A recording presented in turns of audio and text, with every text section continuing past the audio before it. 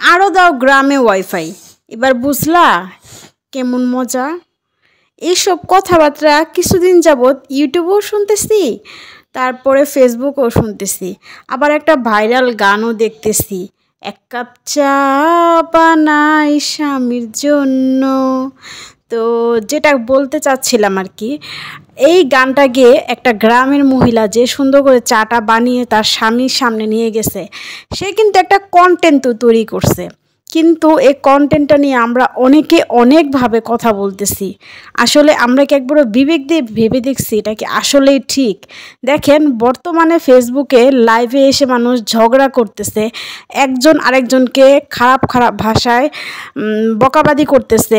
তারপরে কেউ কেউ এরকমও করতেছে নিজের বিয়েতে অন্য আরেকজনের নিয়ে নাচাগানা করতেছে, কোলে তুলে ফেলতেছে।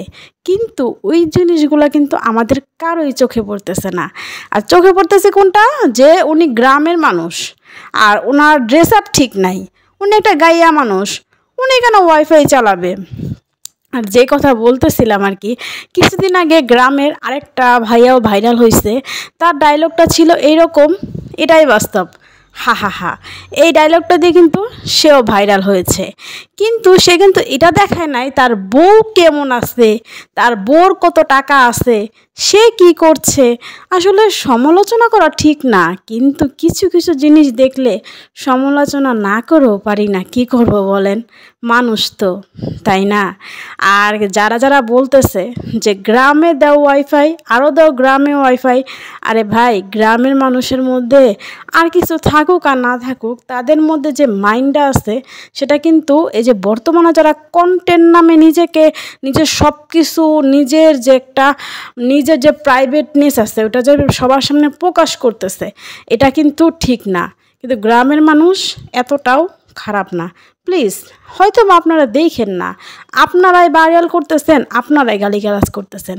তো আজকে হঠাৎ করে ঘরে কিছুই ছিল না, তাই বেগুন দিয়ে এই তরকারিটা রান্না করলাম। আমার কাছে তো এটা অনেক ভালো লাগছে, আজকে ফার্স্ট রান্না করেছি। একটা আপু রেসিপি দেখেছিলাম বেগুনের খাসিয়ান, তো অনেক ভালো লেগেছে। আমার মেয়ে বলতেছিল, আম্মু এটা কি ডিম রান্না করেছো? মেয়েকে বললাম যে আম্মু এটা কিন্তু ডিম।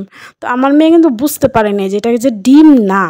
তো ও কিন্তু খাচ্ছিল, আর গরম ভাত ওর মুখে দিয়ে দিছি। ও বলতেছিল আম্মু ভালো লাগতেছে, কিন্তু ও তরকারি দিয়ে ভাত খেতে চায় না, বিশেষ করে সাদা ভাতটা খেতে অনেক পছন্দ করে। আর তরকারি তো খেতে হবে, তাই না? ও এখনও হ্যান্ড ইটিংটা এখনও ভালো মতো পারে না, তাই ওকে আমি সবসময় খাওয়িয়ে দিই। আমার ভিডিওটা ভালো লাগলে অবশ্যই চ্যানেলটি সাবস্ক্রাইব করে দিবেন। আল্লাহ হাফেজ।